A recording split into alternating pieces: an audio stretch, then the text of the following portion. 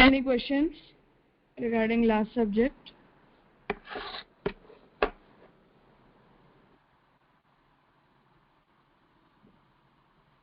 Okay. Then whoever has the turn may summarize the last part and continue with the next look.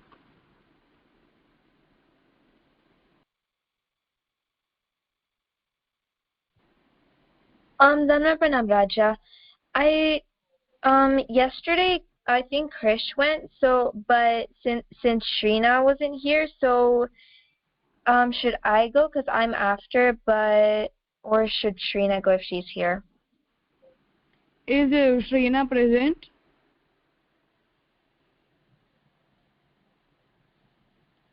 You may go. Okay. I don't think she is here. Okay. So last class we understood in the last shlok that Samkhya is a method to attain salvation. And in brief, when a being understands that everything is perishable and detaches himself and focuses on the soul, he will be free from both bodies, which will get him to salvation. He will stay in the universe somewhere, be free, and when the universe is destroyed, he will rejoin with Bhagavan. Sri Mahaprabhuji explains that the method of Samkhya has been explained in many different ways. For example, the sages have all listed different number of elements like 28, 11, 24, 18, and etc. Though there have been many opinions of the number of elements, in whatever method that Bhagwan or Brahma is listed as the top most superior entity or element, that Samkhya is true and will result in salvation.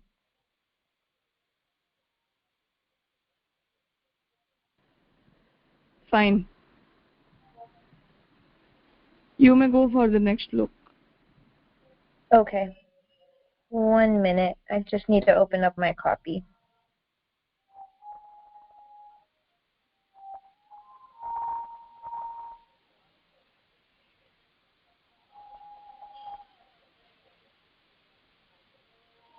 Okay.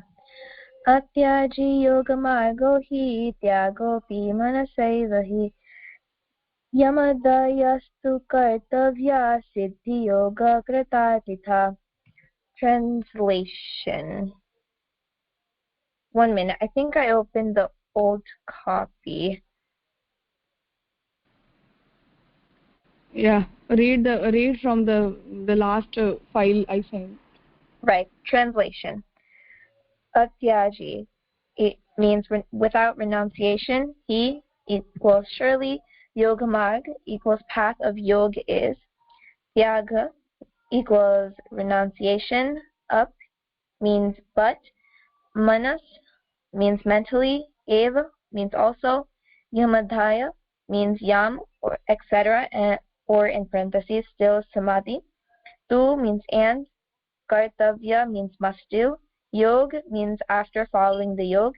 Siddh means after achieving, and kritat means accomplishment. Meaning, without sacrifice, there is definite yog marg to achieve self-salvation. There also, a being has to sacrifice everything mentally and must be detached. From yam, still samadhi, there are 8 steps for achieving the highest level of yog marg, which ultimately results in salvation at the end. Explanation. The method of Samkhya has a process of samnyas, mandatory, and as per Vedic scriptures, only a Brahmin male is eligible of observing samnyas. Therefore, for individual beings belonging to other varn, the option of yoga is available through which he or she can observe the path towards salvation. A person observing the path of yoga is not supposed to attain samnyas, but has to be mentally detached from all the worldly objects, being at his own place along with observing the 8 limbs of Yogmarg. The 8 limbs of Yogmarg are as stated below. 1. Yam, which means restraints, moral disciplines, or moral vows. 2 is Niyam, which means positive duties or observances or practices. The 3rd one is Asan, disciplines, postures for developing concentration. The 4th one is Pranayam, which is the controlled breathing techniques for developing concentration upon internal organs. The 5th one is Pratyahara, which is the withdrawal of sensory organs from worldly objects. The sixth one is dharan, which is focused concentration upon any particular object or body organ, like the tip of nose. The seventh limb is dhyana, which is a meditative absorption in which a being would forget everything else other than the soul. And the eighth limb is samadhi, which is the ultimate bliss or enlightenment. Should I summarize? Yes. So it is explained that for the method of Samkhya, you have to go through the process of sannyas. But as described in the Vedic scriptures, the only person who is capable of observing sannyas is a male Brahmin. So if any other being still wants to follow this path, they have the choice of yoga, where they can observe the paths towards salvation. But as explained before, any being other than a male Brahmin is not supposed to attain sannyas. But what they can do is detach themselves mentally from worldly objects and desires in his or her own home, with an addition of observing the 8 limbs of Yoga Marg. The 8 limbs are Yam, Niyam, Asan, Pranayam, Dharan, Dhyan, and Samadhi.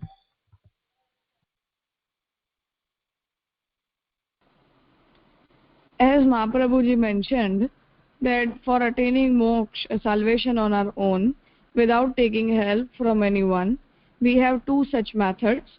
First one is Sankhya and the second one is Yoga.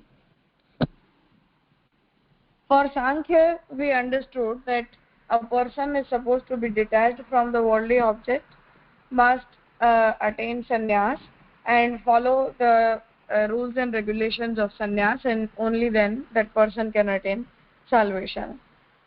The limitation is that sannyas can be observed by only Brahmin male. As per rule, no one else other than the Brahman can observe sannyas, and females are not allowed to take sannyas. So that method is limited to Brahmin male members. So what to do for others? Then we have a second option of Yoga Marg. Yoga Marg is a method. Yes. The thing was that you cut out, so I couldn't hear what you said. So can you please repeat what you said before? Yes, I can.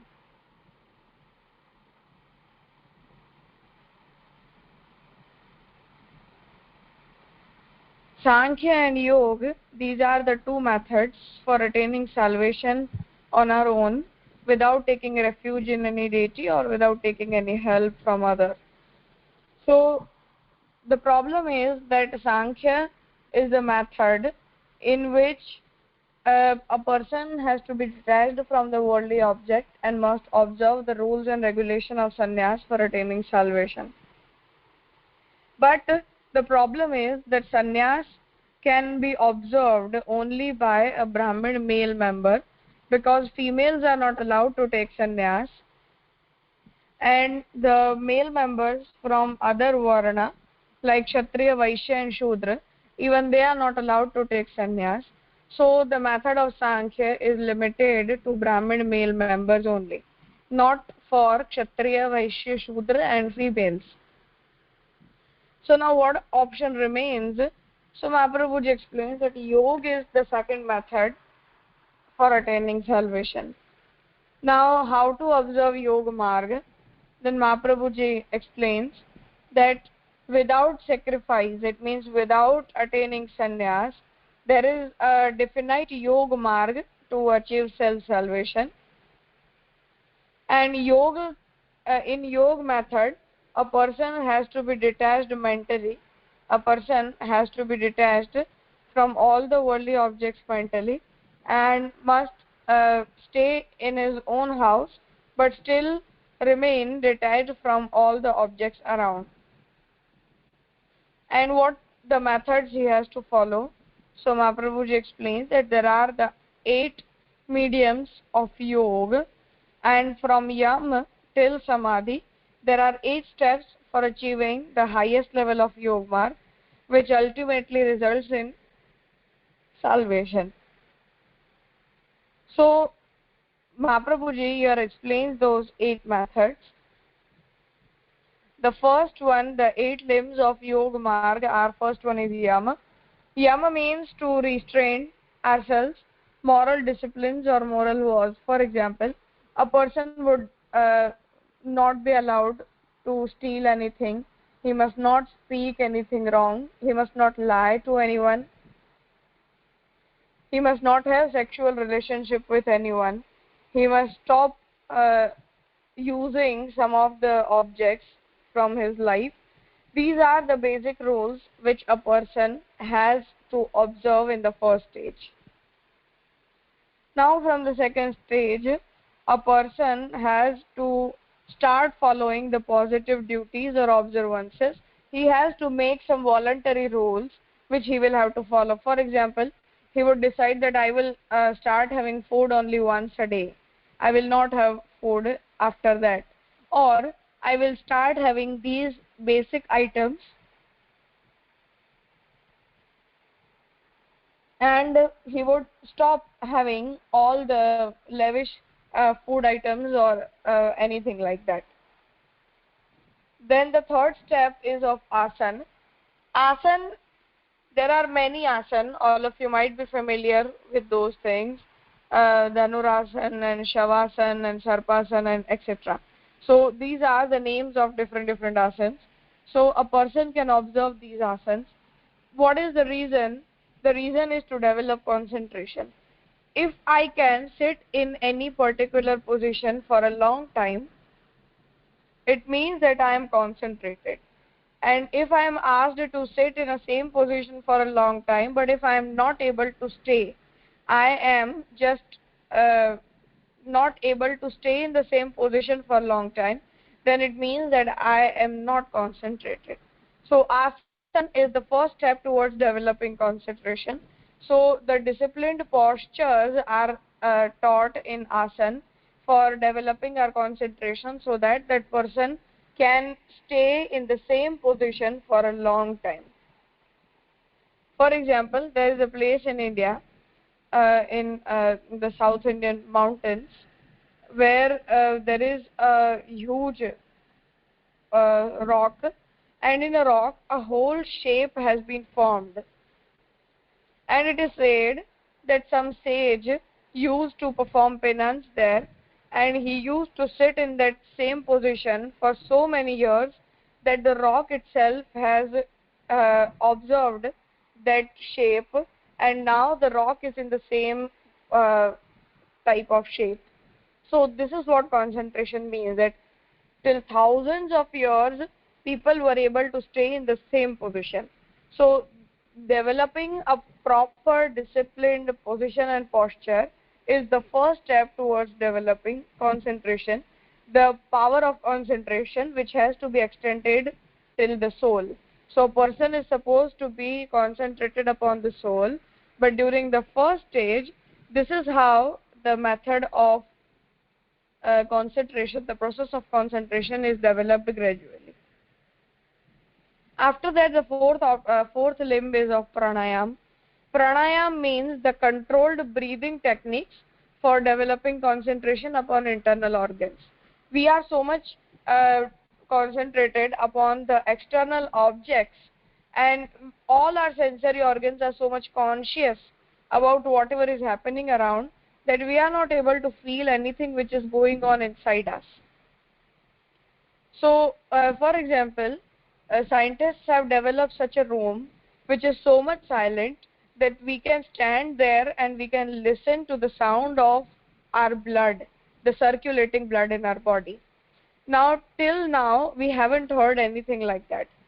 The blood is circulating in our body, but we are so much conscious regarding our external objects that we are not even able to think about anything which is going on inside our body.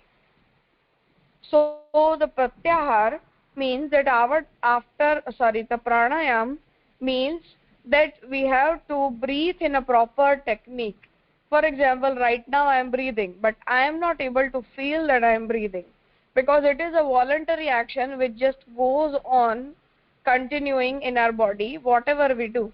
Even if while we are sleeping, while we are walking, or while we are doing anything, the breathing process continuously goes on, but it is voluntary, and therefore we are not able to feel the same.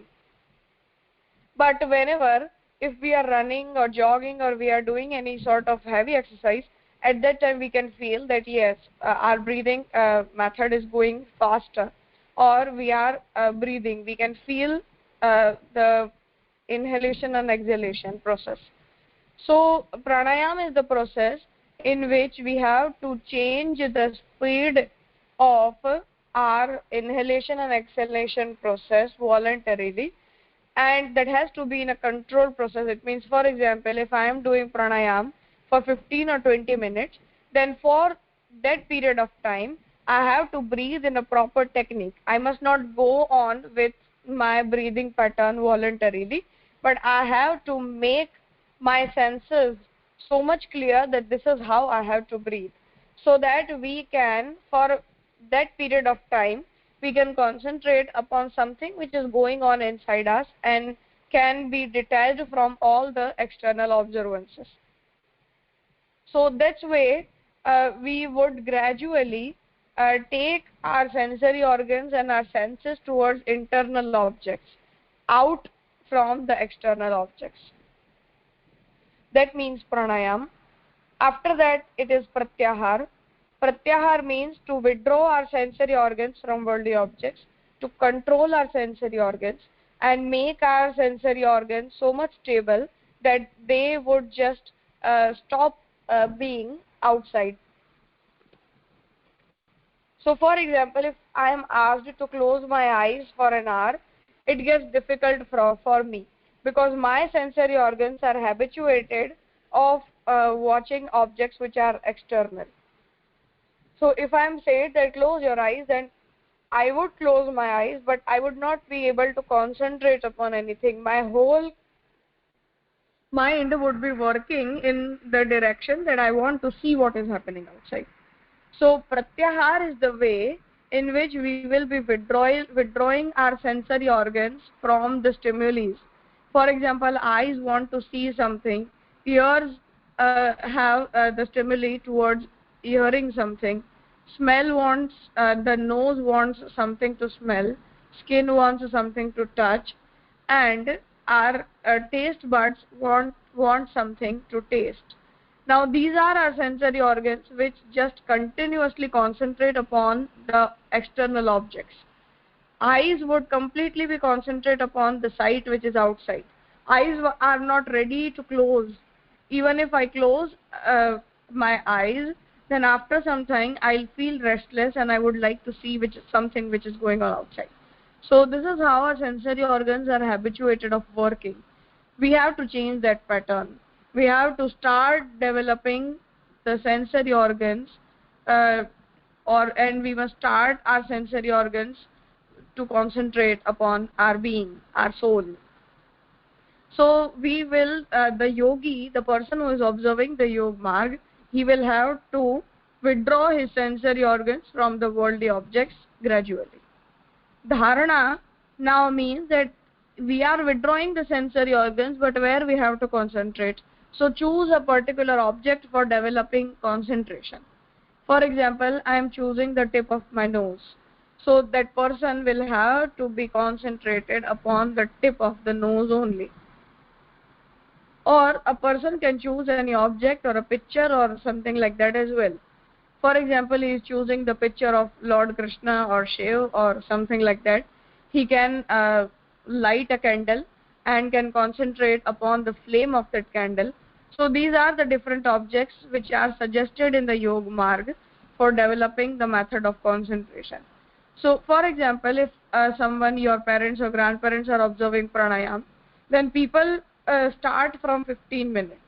It means they start following pranayam for 15 minutes, and if that process continues, then they can completely concentrate upon that process even for more than an hour.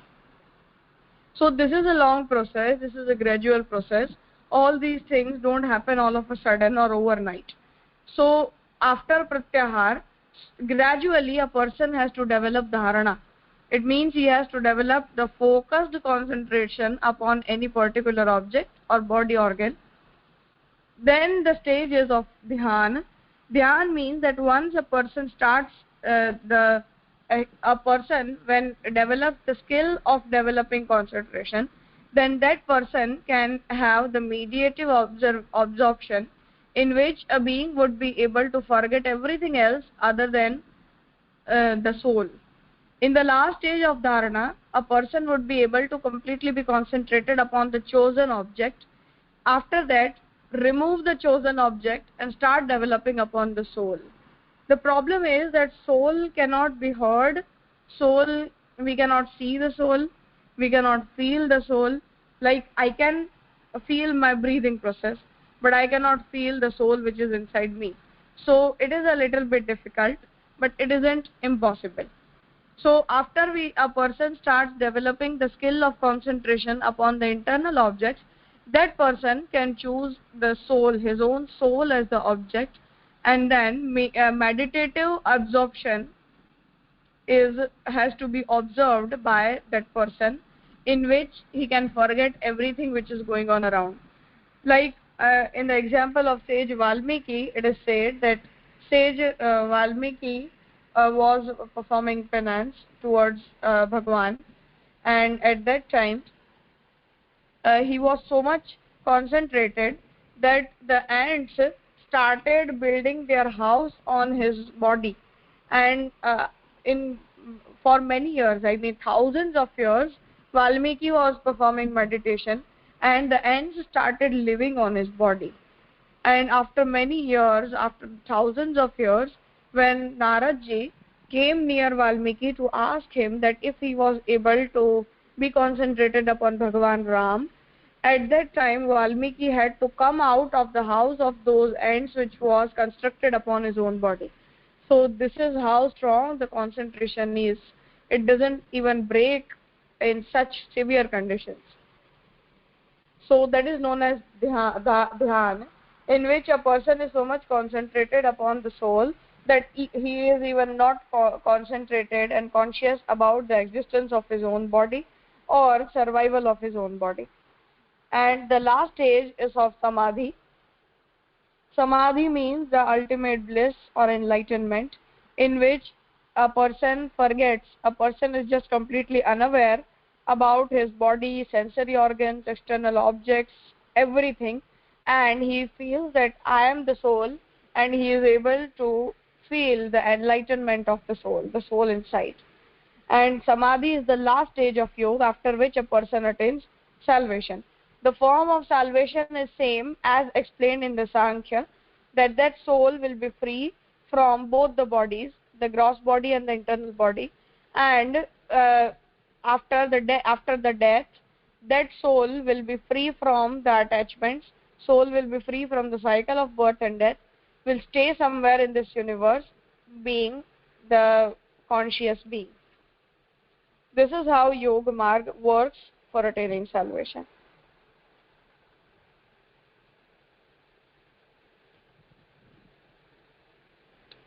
Any questions? How long would this process take? No one can confirm with that. It may take even more than a single birth sometimes, and depends upon the intensity of the person. Ji Raja, thank you.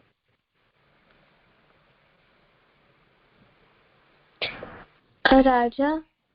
Yeah. So basically the only difference between Sankhya Marg and Yoga Marg is that it's like one is done at your own home and the other one is done through sannyas. But in both the methods, a person is still doing the meditation and the tapasya to concentrate on the soul. That's basically the only difference. Yes. Okay, Ji Raja.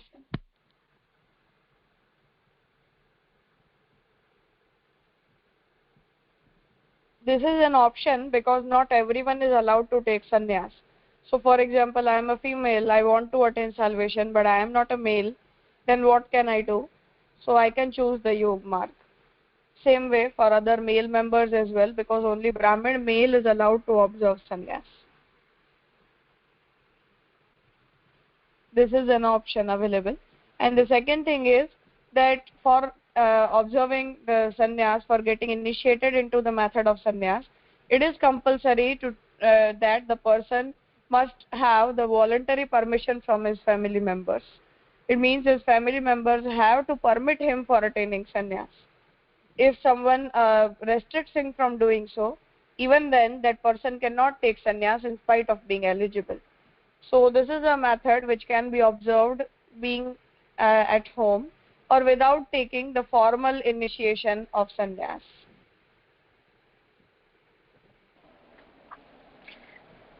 Dhanvad Raja. Yeah. Yeah, we have heard that during the Mahabharata, all the Pandavas and even Draupadi had taken salvation. So they were not Brahmins; they were Kshatriya, and Draupadi was female. So how could they take salvation path?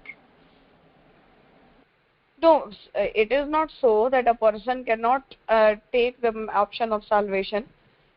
They just left their house and they just let go of their body. They stopped having food, they stopped drinking water, and let go of their body, that now it is time to leave the body. And that's how they perished and they attained salvation. They didn't attain sannyas, or they didn't even follow any particular method. Okay, Ji Raja.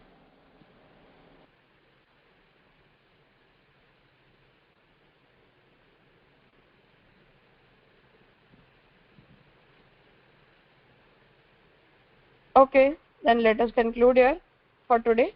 If there are any more questions, we'll discuss those tomorrow.